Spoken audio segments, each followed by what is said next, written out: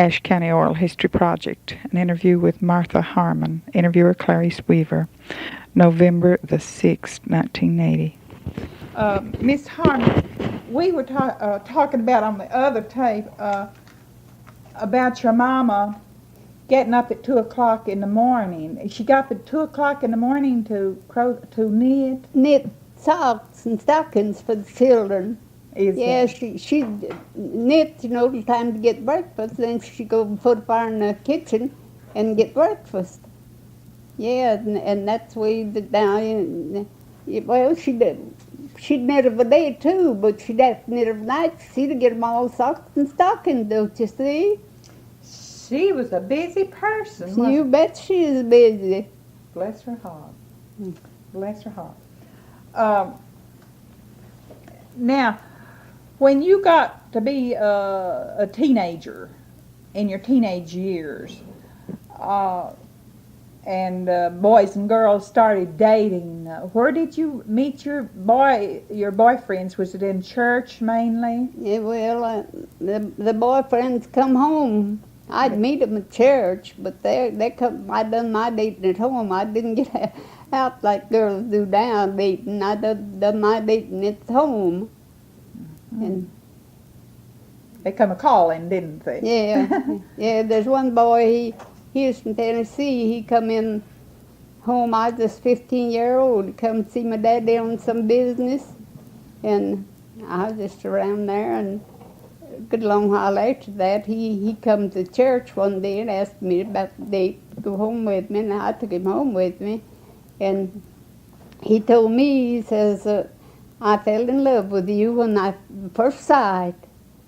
And I dated him a good long while, and some folks went and told a big pack of lies and got split up. He was a good boy, just as nice as he could be, just a gentleman, and got us split up. Now that was I had a little old schoolboy, you know, Yeah, you know how little old school young do. They got to dating, and I got mad at him and wouldn't speak to him, wouldn't never after that. I just couldn't have a thing to do with him. I never had another thing to do with another boy. Then I got to dating this. Then I dated 2 or 3 boys after that, but I never did really care for none of them to ever think about marriage till I was 20 years old. That never entered my mind. Married never until I was 20. Is that right? No, more. In those days, girls married a lot younger, didn't they? Well, a lot of them did, but I never got married till I was 22. Mm-hmm. Yeah, I commenced dating the man I married when I was 20, and I dated him 2 years, and we got married. But now he come to my daddy's. He was home. He was there every Sunday night. He never failed. Is that right? Yeah. Well, they date, as you say, they date different now, don't they? Oh, yeah. Differently now. Uh-huh. Well, when you got married, he was from Watauga too, wasn't he? Yeah. When he got married, did you move into your home, or did he have a house? Or Well, his folks had a house. I went to his house, and we stayed there, I reckon, about a month. And his grandfather is dead, and his grandmother, one of our daughters, staying with us. She was leaving, and her grandmother. He had a house when we was married. He had a house, a little patch of land. And we was planning on moving in that house, but when his aunt left his grandmother, I said to him, my husband wanted to go off to work away from home. I'd had hard somebody stayed with me. Well, his grandmother would have had hard somebody stayed with her. I said to my husband, I says, just let me move in with your grandmother. We'll stay together. And so I went in. We moved in the house with his grandmother. I stayed there. We stayed there till she died. Yeah, she died while we was there, and then we moved out to our home then, to his house. When did you get married? What year did you get married? 1903. 1903. Yeah.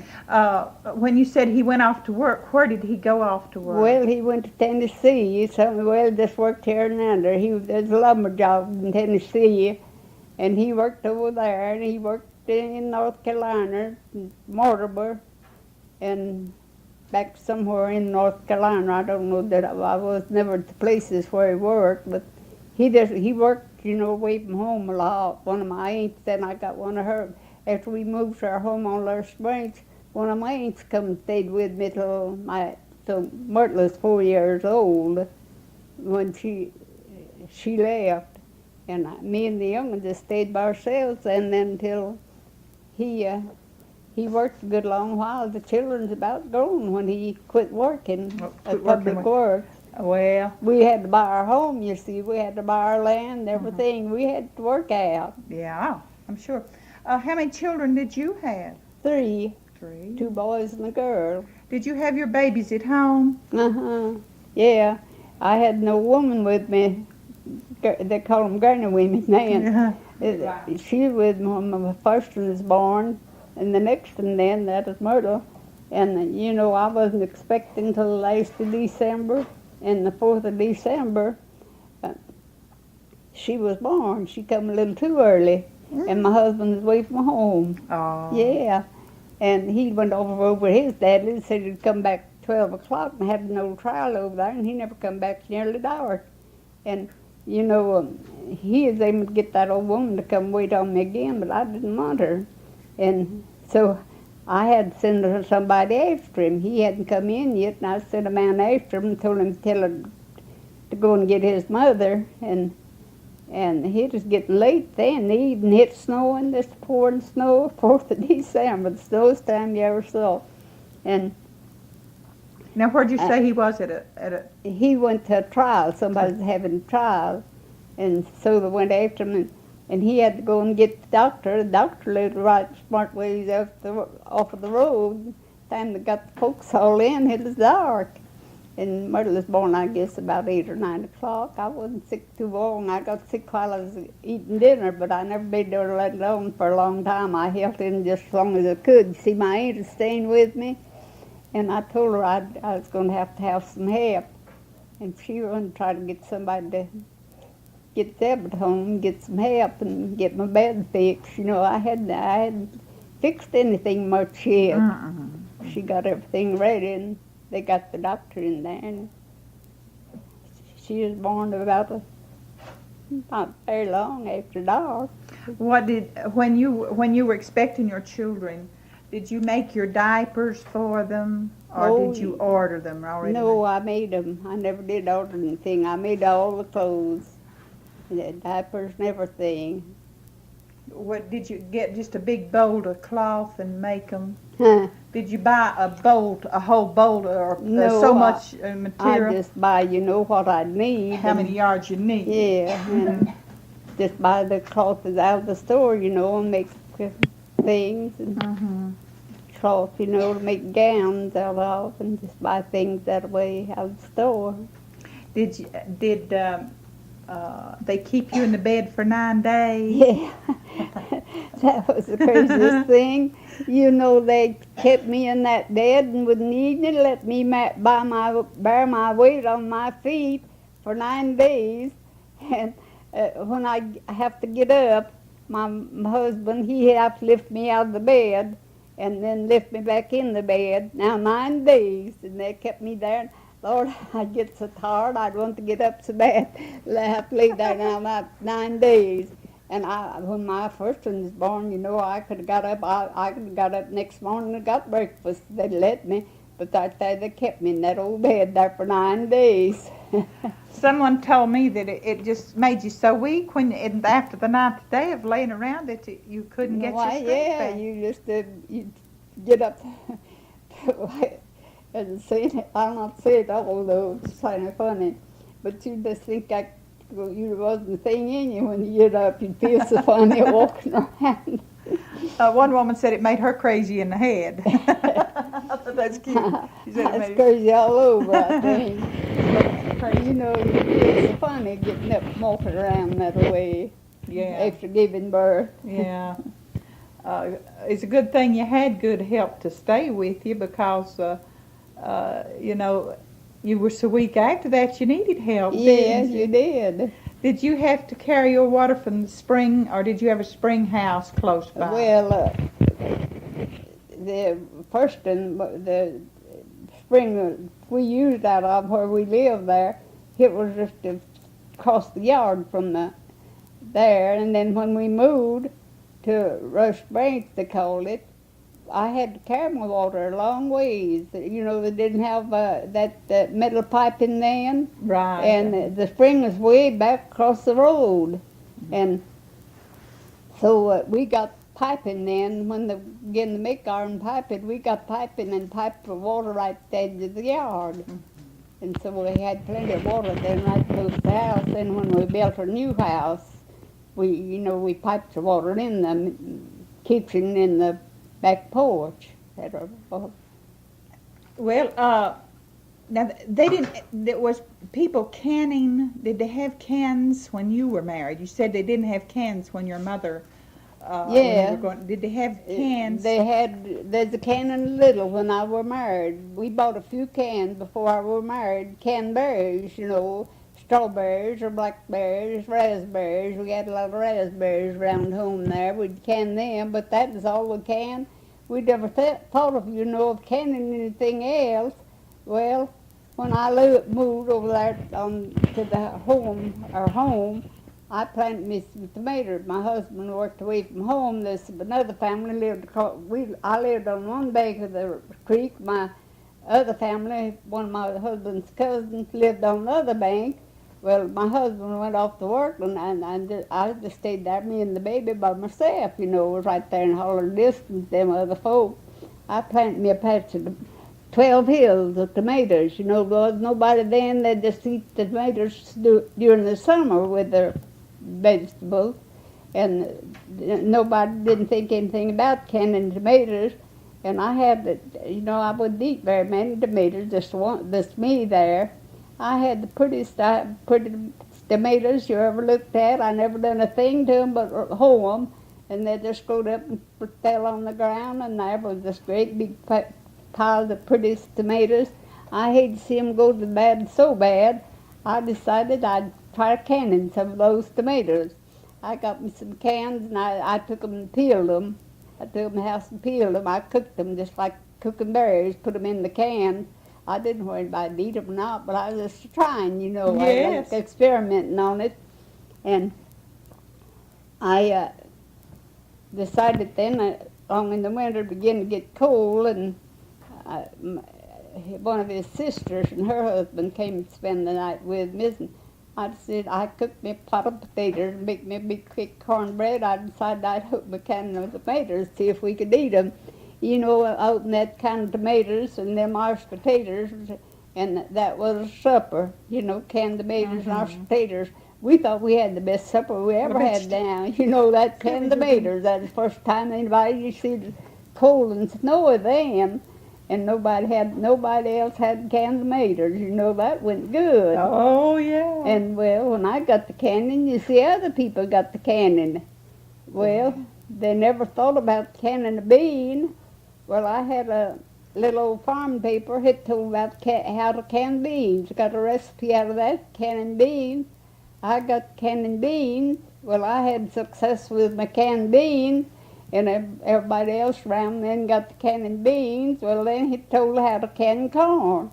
I got canning corn. Now, that's the first vegetables that I ever canned. Now was the First vegetables you'd ever eaten. canned. Yeah. What year was this? Huh? What year was this? Well, now, I don't know.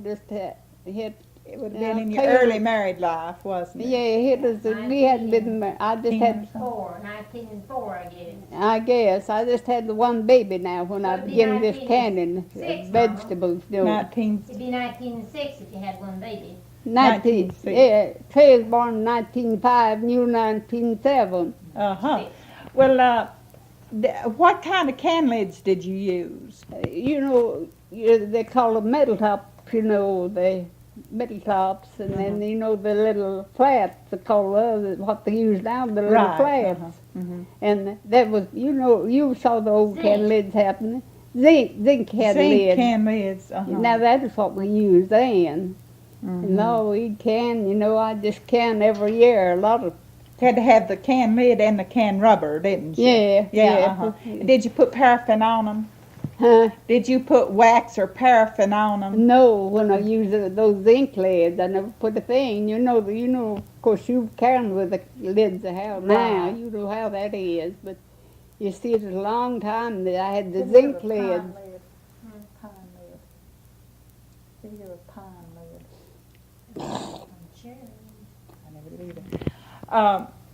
Well, you were still drying your fruits and had your leather breeches, I bet, didn't you? Oh Drying yes, your beans. I dried stuff like that, and I dry apples. We dry a lot of apples to have dried apples. People that's nuts like dried apples. Oh yeah, they're still good, aren't they? Yeah. Yeah, I love dried apples. Um,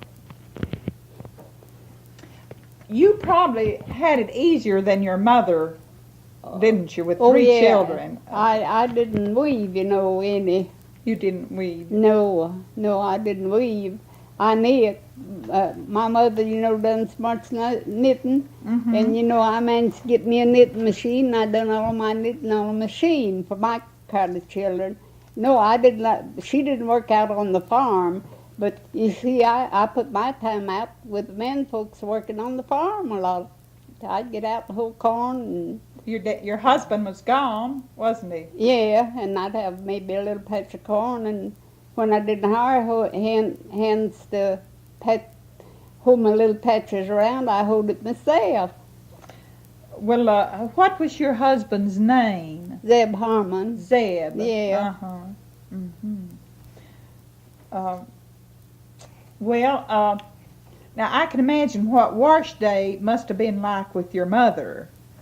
Well. And it wasn't quite as bad with you, was it? No, Were they making homemade washing machines in those days? no. You took an old tub and a washing board and rubbed the dirt out and battled it out. Well, I've stood with old battling stick and battled a man of a garment when I was a little girl. Is that what he called it, battling? battling. They'd have a battling bench, and they'd rub soap on the clothes and lay 'em on that, and take a stick and battle 'em. They call it battling, and it's to clean that, loosen the dirt, and that now with the hard girl there, they put me in helping her now do the washing. She'd do the rubbing. Well, she'd put soap on the dirty clothes. Well, I'd take that battling stick. I was little, but still I could battle 'em. I'd beat those old clothes, then put 'em back in tubs. She'd rub 'em, then put 'em in a big iron pot. They had a 3-bushel big iron pot in the furnace. Put 'em in there and boil the white clothes, and rub the yarn clothes. Couldn't buy it. Boil them, rub them dry, and boil the white clothes, sheets and pillowcases and things like that. Boil 'em, they got white, and then rinse 'em and hang 'em out. And I had to do my share of that battling. Must have took a lot of washing for 9 children Well, it did. in your mother's family. Yeah, well, it took a lot. What kind of washboard did you, homemade one? Was it a homemade, was it a homemade washboard? Well, the ones they first had was, then got the buying washboard. How did they make a washboard? They was just thin, Crinkled? crinkled on a board and fastened down. You would rub your clothes on them. I And thought they were wood cut and grooved. the man, he come around selling washboards. He had a stick somewhere or another till it rolled. There were little rollers in it. And when you rub your clothes over them, he thought it had people thinking it was grand, that would rub the dirt out better. When you roll your clothes over that, them rollers would throw the water, and you'd be wet all over nearly. And that was a failure. I went and got me a plank, a thin plank. I nailed it to the back of my washboard and nailed all of them there rollers fast to that plank, so it wouldn't roll. And see that for that, why I'd be wet time I'd get my washing done.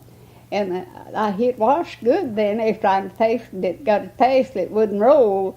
There's rollers in there, and they roll, but it rolled the water and threw the water all over creation. Well, Yeah. could you roll your clothes dry? Was it supposed to roll them dry or something, or No, you just boil them and take them out then, put them in clear water, wring them out of that, then rinse them in more clear water and hang them on the line. That's the way let sun dry them? yeah, that's the way we wash then. Well, I know it must have taken a lot of washing. Oh, it did. Um, You know, it's about a big washing just took about all day. I'm sure it did. I'm sure it did. I wanted to ask you too about doctoring with. Did your folks doctor when you were a little girl? Did they doctor with roots and herbs? Well, Mother doctored right smart, but we had, after I was married, we had an old doctor, Dr. Phillips, but we didn't have him only just in a have-to case. Mother saved herbs, you know, in the fall, and she'd doctor, you know, bone set tea, and we'd take colds and quinine. Was bone set tea for cold? Yeah, it was for colds. Is that right? Yeah, and what were some of the other things you doctored with? well, I mean, your mother doctored with. she'd buy out quinine out of the store, you know. They'd take that for headaches.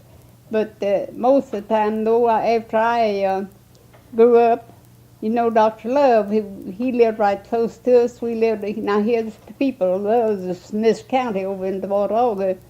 And we had John Farms. And every time any of us just get a little sick, we'd go to Dr. Love and get medicine. I didn't doctor much with it. It was just cold or something like that. I'd use bone set tea and catnip tea. Good deal of that. Did catnip tea make you rest? Well, they just used it when you'd have a cold or would get the feeling bad. And it kind of settled your nerves. Catnip tea did.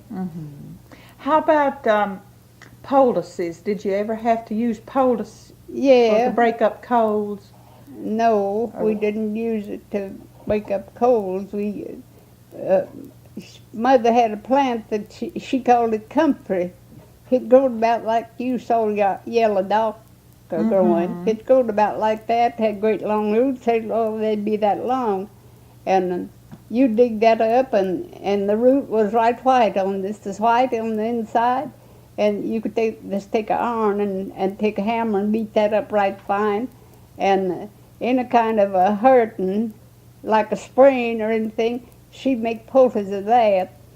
She'd beat it up and then pour some vinegar in it and make it thin and pack up that to a sprain or a hurt when you get hurt. She used that for poultices. Is that right? It was a kind of a plant that growed. She had to grow, and she had all kind of herbs, you know, growing in her garden. Well, did it help the pain to go away? Well, yeah, it did, because I know I sprained my wrist one time. I fell and struck my arm on a rock and sprained my wrist, and it was about to kill me in the light. I got to crying with it. She got up and built a poultice that hand all up in it, and it soon got easy. It drawing, you know, and it draw that hurting out and swelling. And it wouldn't swell any hardly when she'd poultice it. Is that right? Well, did they eat comfrey leaves? Huh? Did they eat the leaves? No, it just growed up, you know, and they just threw the leaves away. That she just used the root of it. Can you think of any other herbs she growed and used? Well, pennyroyal, she made tea out of that. I reckon. What was it for? I reckon it was for colds. Pennyroyal. Yeah, and she used a lot of different kinds of just anything she thought. Well, I'll tell you, I think they got a lot of that herb medicine from the Indians. Is that right? Yeah, I think that, and the Indians, you know, they had no doctors. They done their own doctoring, and I think a lot of that doctoring the old people done, I think it was from the Indians. I know, but Daddy always told about the tribe of Indians. he said that he knew about. He said they wouldn't eat or drink anything colder than their blood or hotter than their blood. Everything they eat and drunk had to be milk warm, what we'd say milk warm. Uh-huh. Blood warm, some people would say blood warm. Well, they must have been doing something right because you're 99 and your mother was 82, so there must have been a doctor in there. I think that they done What did they do for blood poison or something like that? Well, Do you remember? She just told us, when my brothers, two of them, one of them got his hand tore off with just tore all to pieces, his fingers tore up with a dynamite cap. She just doctored them herself, just making the save she'd make. She had, I can't remember how she made save. She'd make a kind of save that she'd doctor with. She'd take beeswax and all different kinds of mutton's tallow, and she just fix up save. And she doctored. They didn't even call a doctor. She doctored those hands. My brother got his hand sawed off on a shingle saw, all to pieces, and she doctored both hands and saved them herself. With her salve? Yeah, with her salve and medicine, her way of doctoring. And that's the way she doctored. And, she'd doctor babies. And Dr. Perry, one of my cousins, Boone, I guess you've heard tell of Dr. Perry Boone. He said he'd rather no woman doctoring a baby that's doctoring himself. She'd doctor babies. She'd make tea for them, and doctor babies that way. She'd have a way of making tea. You don't know how she made it? No, I don't remember. I was just when I had children, you see, I just depended on the doctor, Dr. Love. Uh-huh. He was my doctor. He's so close. It's easier to go after him than it was after the herbs, wasn't it? Yeah, I depended on him, and I didn't do much doctoring myself. But now, I tell them that I believe the young children having these cold drinks, and they were loading it, they'd get them a nickel, they'd have to run and get them a bottle of cold drinks. I believe it's doing more harm than it is good, because I believe that cold drinks on your stomach, maybe when you be hot, I don't believe it's healthy for children. I just wouldn't, I wouldn't let my children drink it more than I could help. Well, it's hard to keep young'uns nowadays from doing what the others are doing. But I wouldn't doubt if you're not right. Well, I just believe it. I believe drinking that cold drinks on your stomach.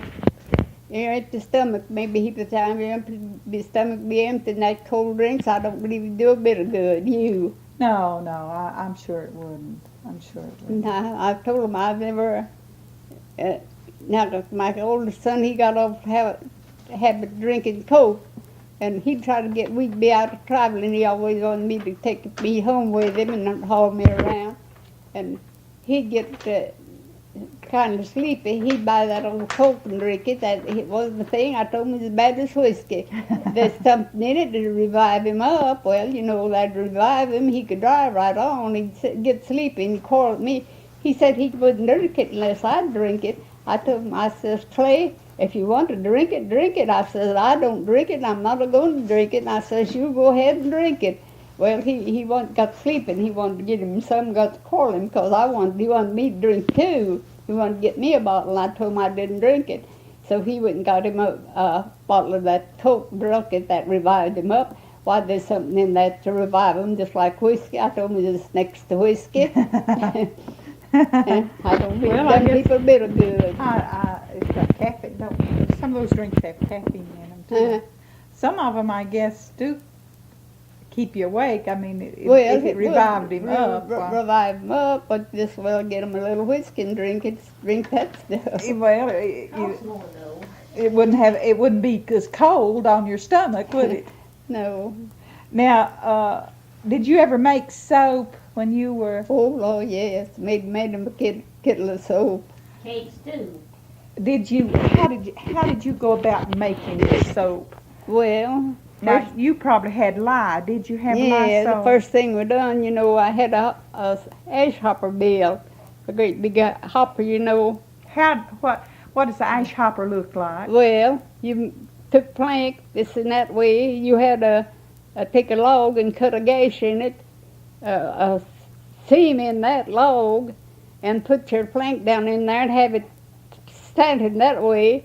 Well, you take plank, and make what they call a hopper, and fix a place in that log till the lye would go down in that gash in that log, that cut place, they cut out a place in the log, and fix for it to run out. I